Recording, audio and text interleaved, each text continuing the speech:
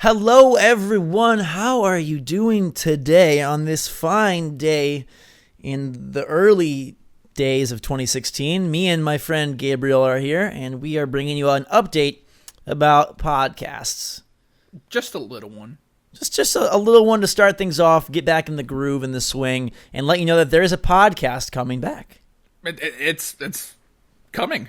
It's funny because I've been saying that for like months. Yeah. When people at first, you know, when me and you our conversations that we have, we would set recording dates, right? And when people would ask me, I would actually give them the date. So let's say we said we were going to record Friday and upload Friday. I would tell people, hey, it's coming Friday. Right. And then, you know, a couple of times we just couldn't make it. And I ended up just switching my answers to, it's coming at some point. I promise. It's kind of like when you're pregnant. Like, people are like, when's the baby due? Like, it's coming. Just relax. Like, leave it alone. Like, the doctors tell you a date, I think. They typically do, but you don't want to share that information there. It's a personal thing. Yeah. Birthing this podcast is a very personal thing, and we've got everything. All our ducks are in a row. So many ducks, like a real long line of ducks. Just a lot of ducks, guys. You don't want to see how many ducks we have in line over here. We've got artwork. We've got a name. We've got a host. Boy, do we have a name. It is the best name ever. Yeah. Okay, the name alone is worth at least, like, you got to listen to us for at least 10 episodes, because the name, it will blow your brain gears, and you might even, I don't know, steam may come out of your head while you listen to the first episode when you find out the name that we crafted. Because that was, honestly, that's like, the hardest thing. Let's just be real. The name was the hardest. That was what held us up the longest. And if we're going to keep it real forever, the name is what the name is, but it's a great name. It is. It's a great name for how quickly we chose it, you know, because we had other names for it for a long time. Yeah, it's like if you're going to have a kid, keeping on this pregnancy metaphor, and you're like, okay, should we name it Sally? Should we name it Sarah? Should we name it Rebecca? Should we name it Bill, Ted? And then you're like, none of those really sound good. You can't really decide. Maybe it's okay. And then someone's like, how about you name it like Conquest as a Deer? And then you're like, ooh, that's exactly what we need to do. That's so perfect. Yeah, so that's how that was formed. Your analogies are on point, Zachary. I like it. They used to not be on point, if you remember back in the day. So this is a revitalized part of my podcasting skills. But today we're just going to give you some behind the scenes talking about the new podcast, the old podcast, and then we were going to do just a little like year in review thus far, since we haven't made a podcast for the first 5-6 weeks of this year. We got to fill you in on what's been going on. We got stuff.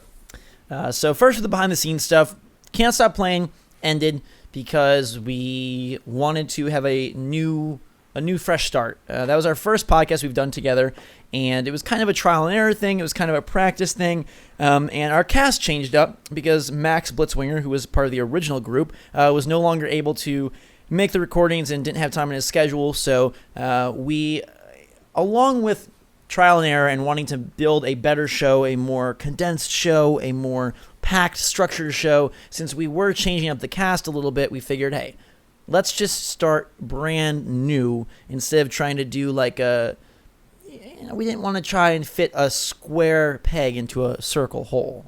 Yeah. I mean, I think besides that, the more important reason why we changed that up was the fact that behind the scenes, iTunes was being a jerk. Exactly. We've been delisted a couple of times, and we don't know why. So we're using a new host this time. Not that matters to anyone, really, but new host, hopefully all that is fixed, and going forward we'll be okay. There was a lot of reasons why we needed to stop the older podcast and come back with this, I think. Yeah, and it wasn't like, we didn't like the people, or we didn't like the audience, or we didn't like anything. It was really just more logistics and kind of behind the scenes stuff in terms of people and timing and delisting. And if you don't know what delisting is, basically we disappeared from iTunes charts for no apparent reason, and that really sucks. So we wanted to be in those charts because we know we belong there, and we know we would be up there. We just weren't. So we'll have the new cast. It will be your weekly stethoscope into our minds and hearts, and we will hopefully never have to make a new one again. Hopefully. That's the goal. We want this to get to episode 700. Yeah, that's a big number. Joe Rogan is the only person I know that will realistically get there. He might even be there already. He uploads a lot of podcasts. Episode 700 would be 14 years of casting, so I would be 40. I'd still be 26. I decided I'm not going to age anymore. Well, that's a pretty good plan. Yeah, I'm just going to stay here. 26, I think it's a pretty good number. Not too old, not too young.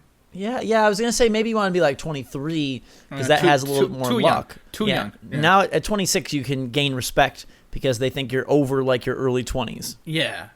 Now I'm in my... What, is this later 20s now? It's not mid-20s. I mean, I don't know. Maybe it's still. Early would be like 0, 1, 2, 3. Mid would be 4, 5, 6. And late would be 7, 8, 9. Yeah, I feel like I just wouldn't be able to uphold the Father Gabriel name. Exactly. If I was 23, you know? Exactly. So this new podcast will be a little bit shorter. It'll be probably more in the 60 to 90-minute range. We were getting some complaints with the 2-hour, 2.5-hour shows. And I know people are busy and we don't want to give you something that seems too much to digest. We'd rather have you enjoy, half of a sandwich than not even touch that jumbo sandwich. If I make a sandwich for you, Gabe, and it's too much, you might scoff at me and throw it away. But if I give you just a little bit, then you might enjoy it a lot. Yeah, I mean, from our time together at E3, you can tell I do scoff at a lot of food. Yes, you do. I'm super picky about what I ingest. So if you give me this giant sandwich with all types of stuff in it that I don't like necessarily, you're right. I'm gonna get my scoff face on. Yeah. We don't want you guys scoffing at us. So a shorter show, a more structured show. We actually started Can't Stop Playing off a little more structured. We had like a main discussion. We had this, we had that. And we're going to bring not those exact segments back, but a more structured show so you know what to expect and you know what you're getting into when you start that show off. And also, we're going to incorporate some more special guests. I really liked when we got to interview Brian Horton from the Tomb Raider team. And so we're going to try to bring some more of that from both the game development side and the YouTube side as well. And then just in general, like we've learned stuff along the way. And I feel like, I don't know about you, Gabe, but in 2016, my personality, like I've got a few new tweaks to myself. A few tweaks, okay. It's like you're Zachary 2.0, or I don't know, like how old are 26.0 now? It's version 2.016. 2.016. Okay, that's what it is. Yeah, that 2.015 was bad firmware. So terrible firmware. Yeah. So we had to get out of that era and into a new one. So it should be good. It will be fun, and you can expect that new part 1, episode 1, number 1 with the name reveal, which is worth $1 million by itself. I'm so nervous about that, by the way. I'm not. I think it's going to be great. I think it is the perfect name. Because I like the name, and I think once we explain the name, people will be cool with it. But when you hear it at first, you're like, what? That's sounds a little cornballish. I would say, but hey, I love it. I like our artwork. Our artwork is what I really like. I don't know who did it. You took care of that, but I like it. I like it. It is it's very clean and professional. It is, and still fun. Very. Okay, here's what we'll tell you guys. We'll reveal the color scheme of our logo. Okay. So we've got some red. We do have some red. We got some white. We do have some white, and there's another color. My favorite part of the artwork. We got some orange. We do have some orange. So take that for what you will. Yeah. And send us your logo interpretations based on the color scheme. And we have a new email address as well, which I kind of want to tell them, but I can't because it has the name in it. Oh, that's true. Yeah, we can't. So what we'll do is we'll probably on Twitter take questions at the old email. Okay, so we have some just for the first week. Just so we have some email topics for the first one. Or maybe just tweets. Just tweet at us. Yeah, we'll just take tweets. Yeah. So if you want to do that, if you would like to have your name, phone number, social security number, gender, dinner plans, all of that revealed on episode 1 of our new podcast, you can tweet us some questions and use the hashtag. You don't say another hashtag. That'd be silly. Okay, hashtag podcast. No, you can't use hashtag. Okay, hashtag cast. No. Why? Because what if we stumble across people that are like broken arms and legs and talking about it on Twitter? We don't know. Okay, fine. What's something that only we would know? Hashtag body love. Okay, hashtag body love. There you And go. some people might be uncomfortable with that, so you can either use hashtag body love or you can just use hashtag. If you're uncomfortable with body love, I don't want you here. Get away. Okay. Let's just send us some questions. You can tweet at GhostRobo or tweet at VolatileGabe, and we will incorporate those into our amazing production known as Episode 1. We're going to have singing, dancing, hors d'oeuvres, refreshments, an elephant, a couple clowns. We will have at least one or two of those things. Yeah. So, I'm trying to think of which two we're even going to have at this point. hey, But, you can sing, and I can eat an hors d'oeuvre. or you could dance. Or I could dance, I suppose. Yeah, we can have Gabriel's mixtape breakdown for the outro. Perfect. We'll just say, at the end of every episode, say, break it down, Gabe, and then you can just do a dance. Okay, before we get into this, so far, what we thought of the year with our actual topic, one more thing that I want to incorporate a little bit into the podcast is our YouTube life, because we're YouTubers. I don't know if that's what you do. I don't know. I'm not a YouTuber, but I guess. All right, that's what people know us for primarily, for being on YouTube. So on the old podcast, we never talked about our channels or what we've been doing for the channel or what we have upcoming. So I feel like talking about that would be interesting to some people, because I get asked a lot of stuff about YouTube stuff, just like I'm sure you do. For sure. All people do. And even if you're not on YouTube, it's still interesting to hear. It's like a behind-the-scenes look at kind of a cool job. And we have interesting stories and things that come up. And so we will be bringing more of ourselves into it, and not just from the, hey, what'd we play, but the whole life of it. Absolutely. Sounds a little pretentious, but I promise. So I'm going to make sure it's super pretentious. Okay, great. Yeah. So before we get to the very pretentious, very party-rific Episode 1, let's talk a little bit about the year thus far. We've had a solid 39 days of the year so far, Gabe. It's a lot of days. That's a lot of days to get a test of, usually you have like a 30-day money-back guarantee, so you can't get your money back anymore on this year. No, it's done. It is what it is, and we've got it. And so far, I think we've had a whole bunch of really right games from a whole bunch of really wrong genres. What? Like, the best games that I think could honestly be up for Game of the Year, and some of our favorites, like Oxenfree, The Witness, Firewatch, XCOM 2, are in genres that most people don't associate with, like, really great, oh my god, must-play games. Who cares? I know who cares. The Witness is selling like gangbusters. It is. I am in love with Firewatch. I am in love with that game. Are you? Yes. Does it tickle your ears when she calls you Hank? Oh, it does. Everything about that game is like, it feels like they made that game for me. I felt like if I was going to make a video game, that's the video game I would make. Yeah? Yeah. You would make that game? Yeah. I like Oxenfree. Don't get me wrong. I like it a lot. I love that game. But I don't know, man. Firewatch, unless they completely mess up the story somehow, I can't see how I'm not going to love that game. Yeah, my biggest question left with Firewatch, which by Episode 1 we should have complete so we can do a full-on discussion on that. So far we've only played the first couple chapters. Is there like a mystery element? Is there a creepy element? Or is it going to be... What do you mean is there a mystery element? Like, is it going to get really weird, or is it just like, oh, people in the forest and they have personal relations and blah, blah, blah, blah? Wait, how is it not weird already? You have two girls that are, like, missing. You have this, like, shadowy figure that, like, looked at you. Well, I know, but remember, Gone Home gave you all these, like, creepy, scary vibes and then never really materialized into anything. Why do people think that Firewatch is a horror game? It isn't.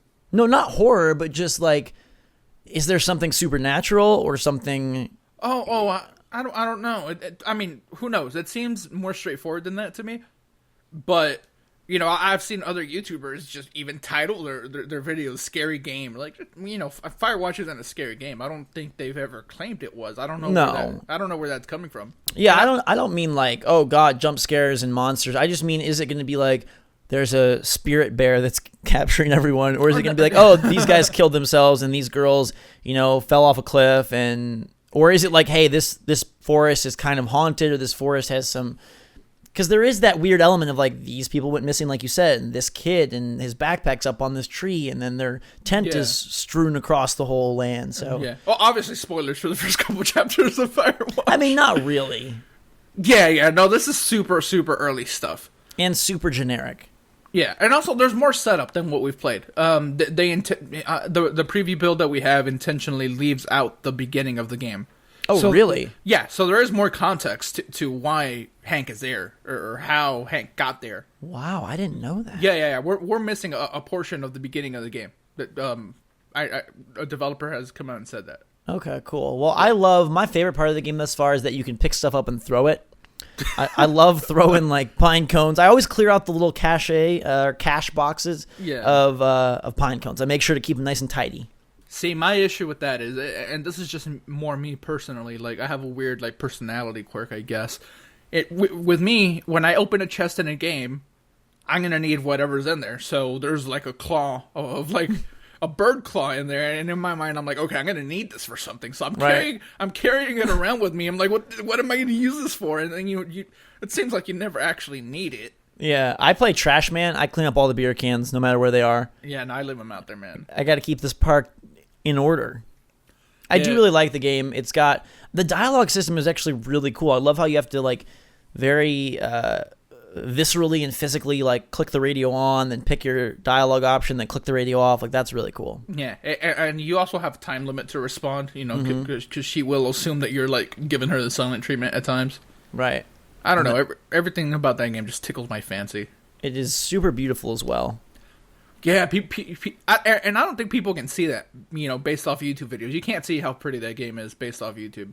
It is super, like, the artistic value is, the production values on the art side are way up there. And I don't know if you saw this, but you get a camera in the game, and they have a website where you can actually get your photos printed in real life. Yes, I saw that. I'm going to make a poster. That is pretty cool. All right, yeah. I'm going to take a picture of his ankles, because if you notice, his ankles are like a different color skin than the rest of his body. It kind of wears me out a little. But I like that, you know, people like me are being represented. There you go. He's basically me. Like, body, he has my beard. Mm-hmm. He has a similar face. He's basically me. I feel like now I could just be the protagonist in a video game. Which is very exciting. And now maybe you can be cast for the Firewatch movie. I'd do it. I'll take a fall. I'll fall off a cliff. Let's do it. And then Delilah up in her creepy tower, whatever she's got going on over there. I do like how also there's some cause and effect. You can do some things early on that you get response from other characters, and I hope there's more of that. I know it's not decision based, like, oh, do you pick, you know, to save this person or that person, but I hope there's a little bit of like, hey, your actions can affect the game world. And the example I'm thinking of is the only one that we saw, which was the radio boombox one. But I hope there's more of that where you can kind of have like a direct interaction with the world. Yeah, I want to ask a question, but then that's a spoiler. So let's move on from it. It's coming out tomorrow, for, you know, at the time of our recording. So, you know, I'm gonna stream and play it all in one day. Okay, cool. So I'm just gonna stream it all in one go. I'm not gonna stop until I see the end credits. Okay. All right. So besides Firewatch, I know another game that you've been all over for in the beginning of the year. Here's The Witness. The Witness and Oxenfree are the two games I want to talk about. Let's get into The Witness very quickly, just because, you know, we've both played a significant amount of that. Yeah, and I don't want to spoil anything. I know it's been out for, 2 weeks now? Week and a half now? Anyways, I still think the best way to experience that game is going in completely cold, completely blind. But it is an amazing, just perfectly designed game from like the most core level of what a game is. There isn't a whole lot of story, virtually none, unless you want to read deep into the... There is none. Well, I mean, you can like piece together this very esoteric... Yeah, but even then... philosophical... But even then, who's to say your interpretation of it is, you know, what Jonathan Blow had in mind? Sure. I just think the most incredible part is that it's the most simple, like, input, a grid and a line, and yet they get so much use out of it, and so much environmental use out of it, and so many clever, you know, manipulations of that same idea into all these different puzzles with all these different tricks and little, like, I don't want to say lessons, but each one has its own rule set. And how the heck this guy and his small team made 600 some puzzles, and they're all super clever. Some are ridiculously difficult and all like challenge you. I absolutely love it because it's unlike 99% of the games we have today, which are very handholdy, very, you know, follow the path, very it's laid out all before you, whereas The Witness is like, hey, this is going to be super hard, and some people may not even get past the first area. I don't know. I think people should be able to get past the first area, but I've heard a lot of people having insanely tough time even figuring out what the desert area is about. I don't. Okay, I don't want to meet those people in real life. Stay away from me.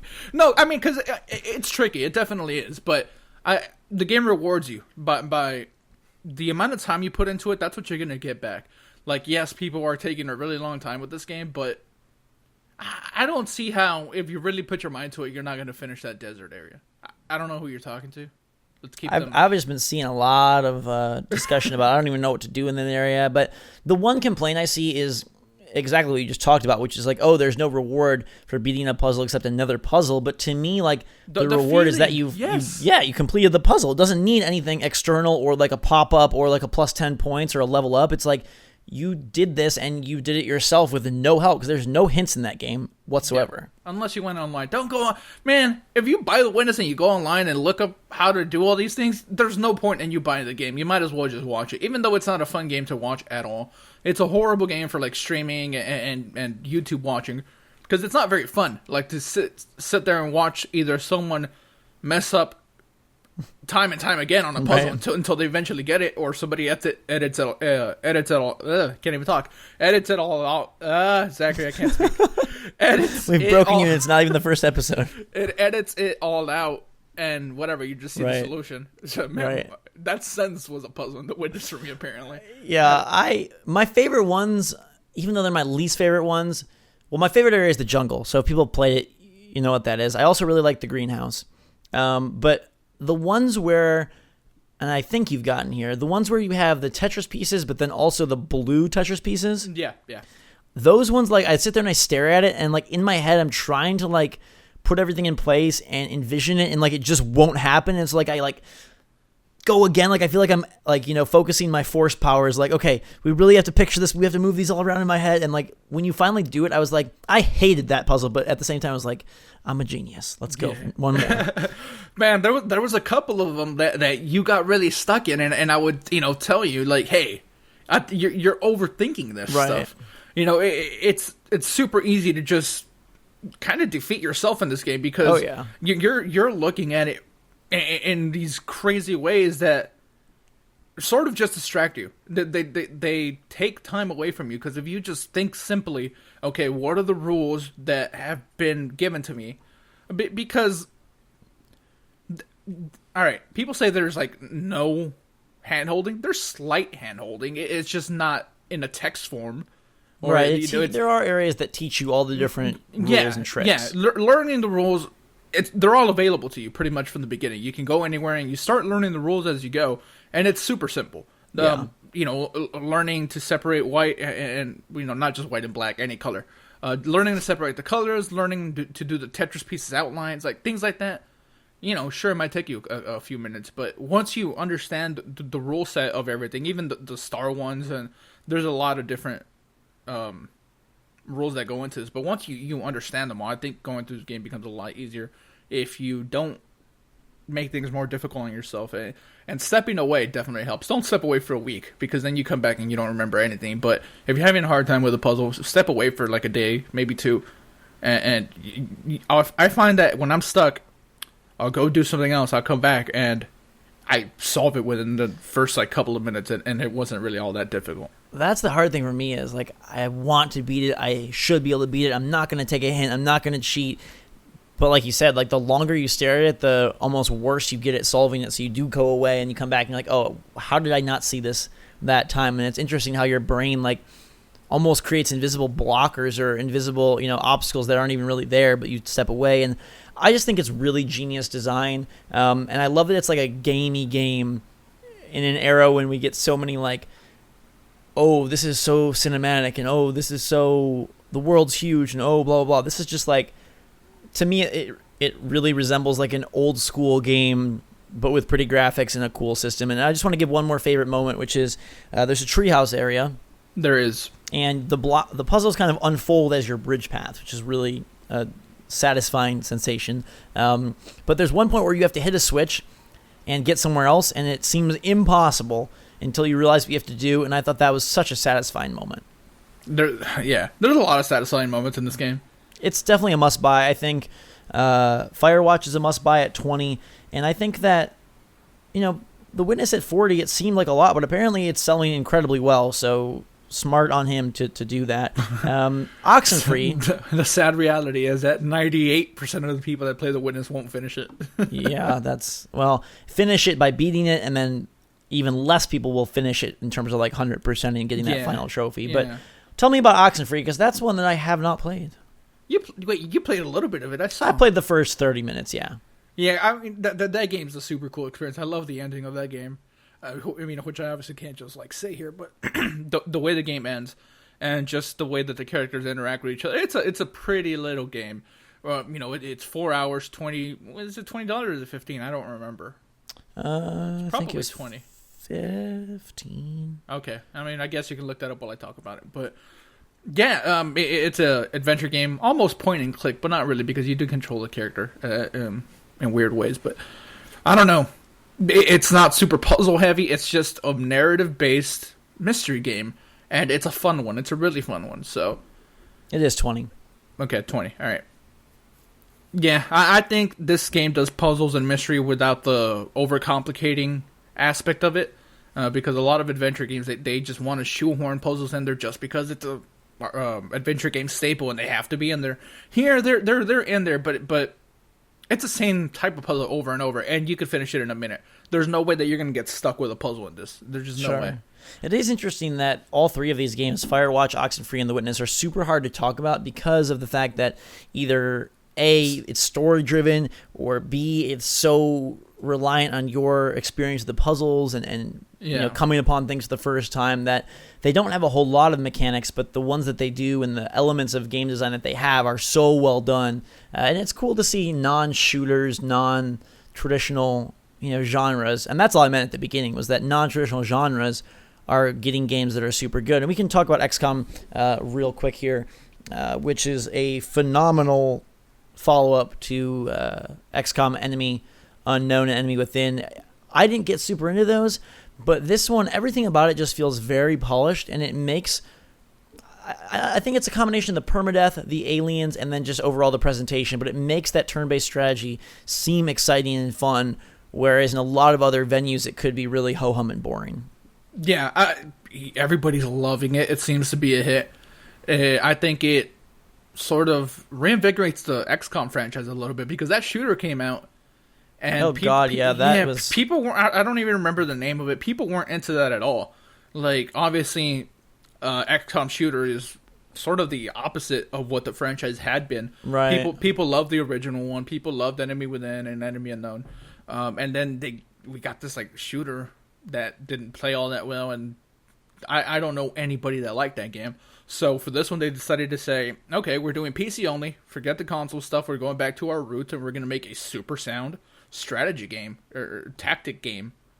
It's got both, because at the base, you're making all those more overall decisions in what to upgrade, what to work on, what you to prioritize. And I wasn't even fully aware that you can lose from that level. If the aliens get too much power, or if you don't combat enough things, you can lose more at that meta level than just you lost the mission or whatnot. Yeah.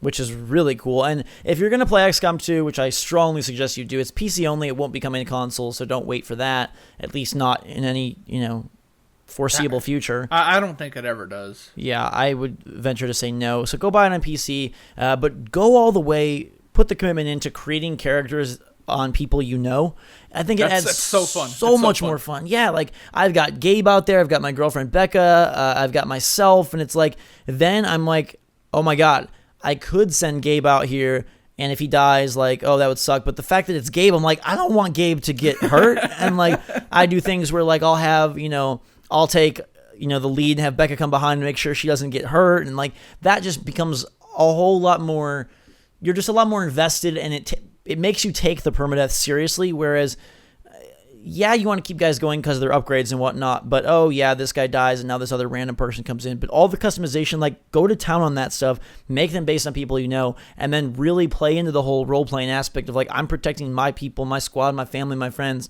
against these really cool and clever aliens. I love just the movement system, the shooting system, all of it is just It's like beautifully delicious and crafted so well. My favorite part about the game is the NeoGAF threads that come from it.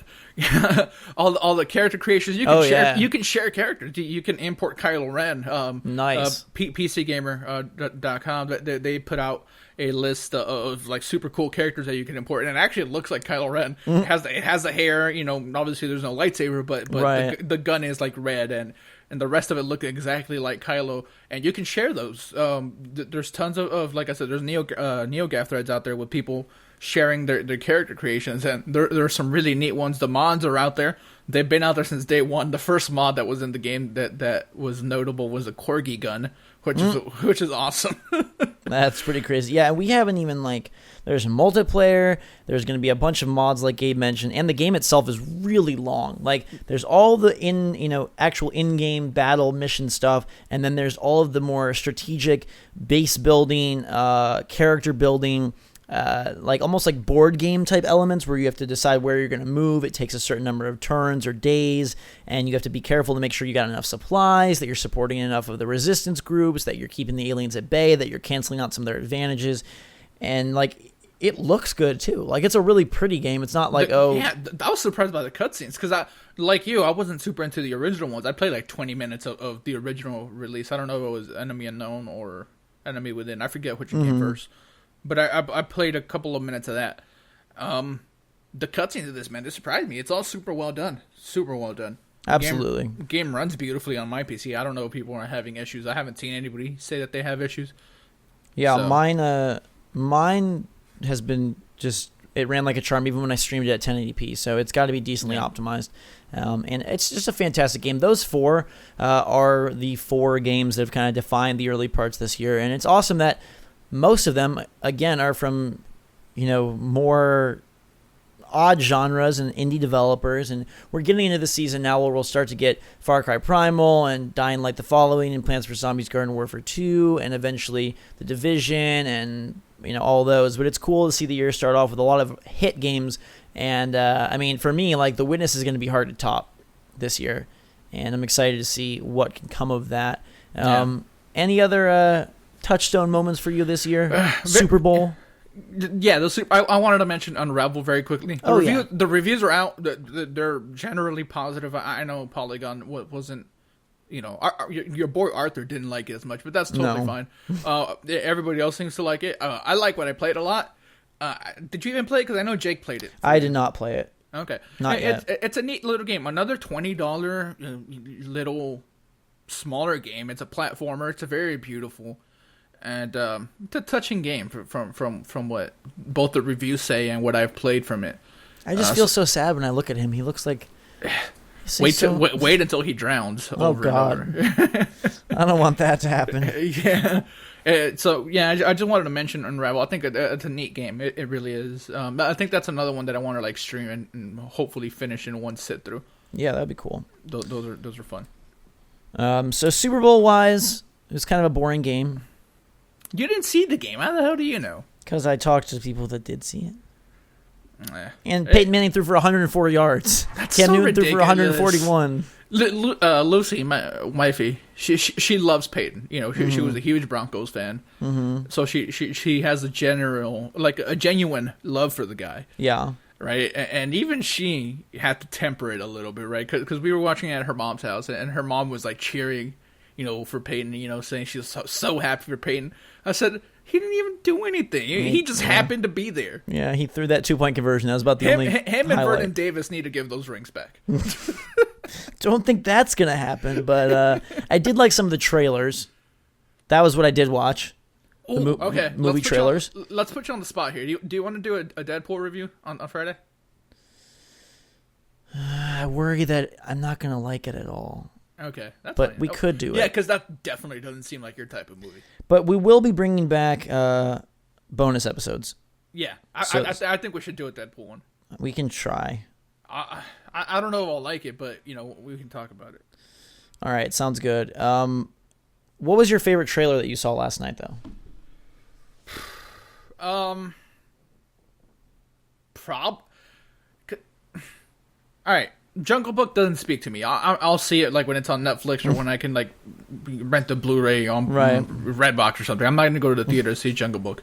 It's just not me. So that leaves us with what, 3 trailers? X-Men Apocalypse, Jason Bourne, Civil War, Teenage Mutant Ninja Turtles 2, and Independence Day. So, all right. I guess Civil War is just the default answer because I'm sort of excited for it. Like, people say that superhero fatigue isn't real. It is definitely real. Yeah. Yeah, like, I find myself getting less and less excited for these things as they're coming. Like, yeah, obviously, when I'm going to go see them on day one. Like, even Deadpool, I don't care. If I never see Deadpool, I'm totally cool with it. Mm-hmm. But just to support the fact that, that they apparently did the character justice and everything, I'm going to go see it on Thursday night, for the opening. I think part of it also is they released so many trailers. Yeah, so many and so many damn movies. Like, do we really need like 6 superhero movies this year? Because we have Batman, we have Civil War, Batman vs Superman, we have Civil War, we have Deadpool, we have X-Men, we have Doctor Strange, and there's like one more. Gambit's supposed to be. And we also have Suicide Squad. Yeah, so it's like 7. Like, that's too many, man. That's too many. It is too many. My favorite trailer, my favorite moment was seeing Krang in his glorious CG form in the Teenage Mutant Ninja Turtles movie. Yeah. I know that's going to be a terrible movie, but I love Krang. So yeah. Brains are good. Yeah. Brains in giant naked man suits are even better. I couldn't have said it better myself. My favorite trailer was actually Jungle Book. Yeah. I mean, and I can see how, It's got some big vocal talent. It looks really cool. If they don't sing The Bare Necessities, that movie is a fail. I don't understand why a woman is playing Ka the Snake, but... Hey, diversity, Zachary. Okay, all right. And, I thought that looked kind of fun, so that'll be interesting to see. But, we've got a lot of big movies, so that'll be another part of our podcast is discussing probably most of the ones we just talked about, stuff like X-Men Apocalypse and Suicide Squad, Civil War, Batman vs. Superman, et cetera, et cetera, et cetera. So you can look forward to that, along with our YouTube life. I was going to try to think of some like MTV-style name for my YouTube life or however they'd call it, you know what I'm saying? I was thinking more like This American Life. I was going to say This YouTube Life. This YouTube Life, all the great games. Next time for our episode 1, we will definitely talk about Unravel, Firewatch, Fire Emblem Fates, Street Fighter 5, maybe, hopefully. That's real soon. Yeah, that's really soon. And, well, I mean, it's not by next week, though. Wait, what are we? No, it's... Wait, yeah, it might be. We'll have to see. But either way, there's a lot of good stuff coming up, so it should be a very excellent start to this unnamed Red, White, and Orange podcast. We hope you guys are excited. We'll give you more information as soon as we have it. And, Wait, okay. First episode's going up next week because of the feed, right? Right? Yes. Okay. All right, so this week you get this, which even this was a little longer than I thought it would be. Yeah. And the full episode next week, and that's basically it. Stay tuned. There'll be videos on Zach's channel and on my channel, and we'll tweet them out, of course, for those of you that have been, like, super into the fact that there's been no podcast for a few, like a couple weeks. Well, not, it's more than a couple weeks, whatever. A couple months at this point. Oh, yeah. There's going to be links. You can check them out. And we would super appreciate your support. Absolutely. And we're going to have some interesting did you see what I did there? Did you see what I did there? No, I didn't. All right. Oh, yeah. Oh, gosh. You almost caught me off guard. Anyhow, we're going to have some interesting puzzle contests coming up that we will announce, and we're going to have... Oh, yeah. Okay. Besides the winners, I also have a Firewatch code to give away. Awesome. So we'll be giving codes away. We will be doing bonus episodes. We will be maybe even doing some Gabe and I live streams together where we can get people from the podcast to come join in, and we'll have lots of fun. So stay tuned for that incredibly named episode 1. You don't want to miss the name. Probably should stay for the show as well, but at least the name. And send us your logo ideas with the red, white, and orange, and we'll see if any of you are remotely close to what we have in store for you. So anyways, guys and girls, thanks so much for watching. We'll have a full-on intro and music and outro and all that jazz. Maybe even a jazz intro. Ooh, a jazz intro. Okay, I'll get to it. Gabe will get on that jazz intro. I will get on submitting this feed, and we will see you soon. Until that time, everyone, thanks again for watching. Drink so much, all. Have a fantastic day. For Gabe and myself, we'll see you later.